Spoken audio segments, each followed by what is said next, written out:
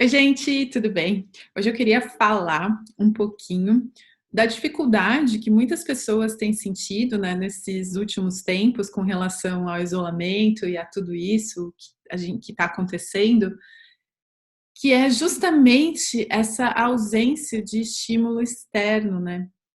Então, eu queria trazer assim uma reflexão, porque a gente está muito acostumado a buscar muitas experiências, experiências seguidas, né? É como se a gente vivesse de experiência em experiência. Num lugar muito profundo, talvez a gente converse sobre isso, a gente vai perceber que essa necessidade de estímulos e de experiência é porque a gente não sabe quem a gente é e a gente está sempre buscando lá fora um reconhecimento desse meu ser pessoal, né? Quase como se eu falasse para as pessoas assim: meu, pelo amor de Deus, me diga que eu existo, né?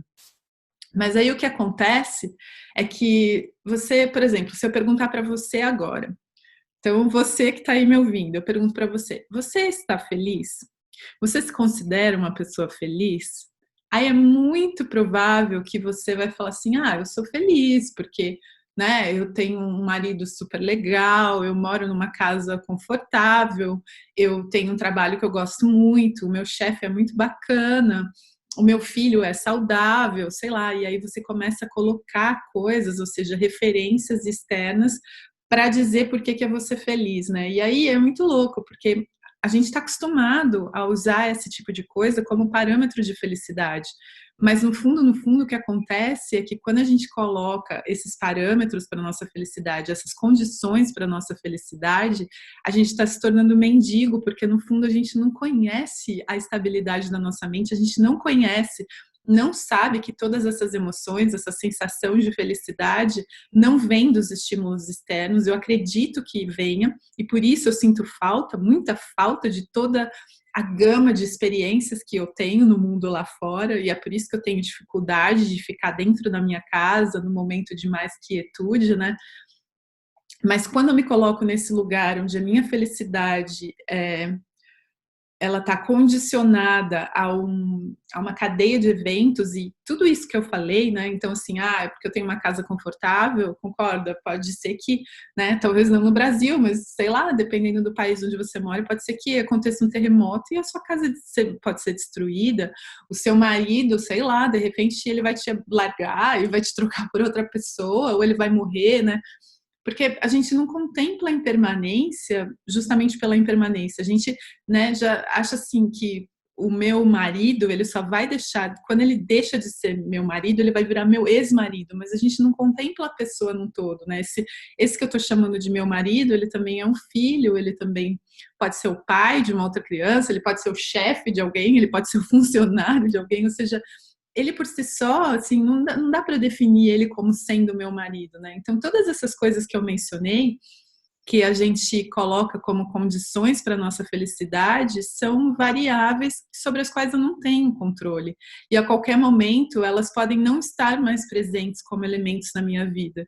Então, se eu coloco a minha felicidade nesses lugares, é muito óbvio, fica muito fácil de entender que é muito pouco provável que eu consiga sustentar isso que eu chamo de felicidade, porque no fundo nem é, né, a felicidade, esse sentimento condicionado às condições externas, né? Então, o que acontece, eu achei muito legal uma imagem que a Márcia Baja trouxe no retiro online que eu fiz com ela, foi assim, imagina você chegar num restaurante onde você pode comer à vontade, é um buffet, você paga por pessoa, mas você chega lá e você vê aquele monte de comida, né? E geralmente, né, a gente tem aquele negócio, ai, se eu for no rodízio de pizza, eu não vou nem almoçar hoje, porque eu quero comer tudo que eu tenho direito, né? A gente tem esse pensamento, mas ela falou assim: imagina você chegar num restaurante buffet onde você pode comer tudo que você tem vontade, mas você chega lá saciado já, sem fome, ou seja, eu vou comer, mas eu vou comer de uma maneira mais apreciativa. Eu vou comer porque, ah, sei lá, eu quero experimentar tal coisa, mas não porque eu tô atrás da sensação de que aquilo vai me saciar, né?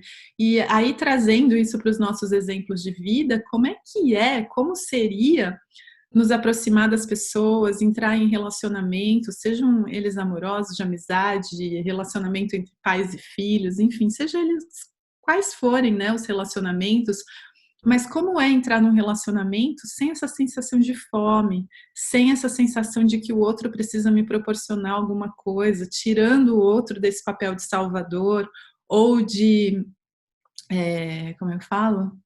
Ou de nossa, fugiu. Ou de vilão, né, tirando o outro desse papel de que ele está fazendo alguma coisa contra ou a meu favor, não esperando que o outro me proporcione nada, sabendo que ele não pode me proporcionar nada, estando neste lugar de satisfação e sabendo que a minha satisfação vem aqui de dentro e nunca de algum estímulo lá fora, né. E aí a gente começa a caminhar no mundo menos faminto, e não é que a gente não vá comer e que a gente não sinta esse apetite pela vida. Não significa que a vida vá perder o significado, mas significa que a gente vai se relacionar com as coisas de um lugar mais apreciativo, no sentido de que tanto faz o que acontece, porque a minha felicidade não depende disso. E a gente não percebe que as coisas não são tanto faz pra gente, porque a gente acredita mesmo, assim, muito profundamente de que a minha felicidade depende dessas coisas. Então é por isso que a gente fica desesperado para fazer com que essas coisas se sustentem, para que elas continuem de pé, para que elas funcionem, né, da maneira como a gente acha que deveria funcionar.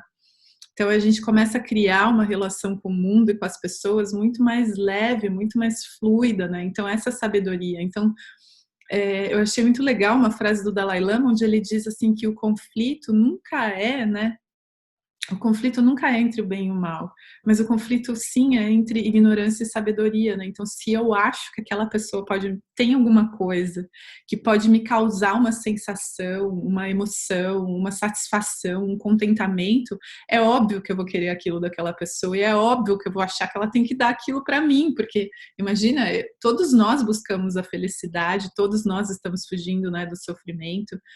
Então eu queria trazer assim essa reflexão para a gente, né, para que a gente talvez chegue aí nesse buffet da vida entendendo que é, esse buffet não vai me trazer as sensações que eu estou perseguindo, que eu estou correndo atrás, que eu quero muito para minha vida, né?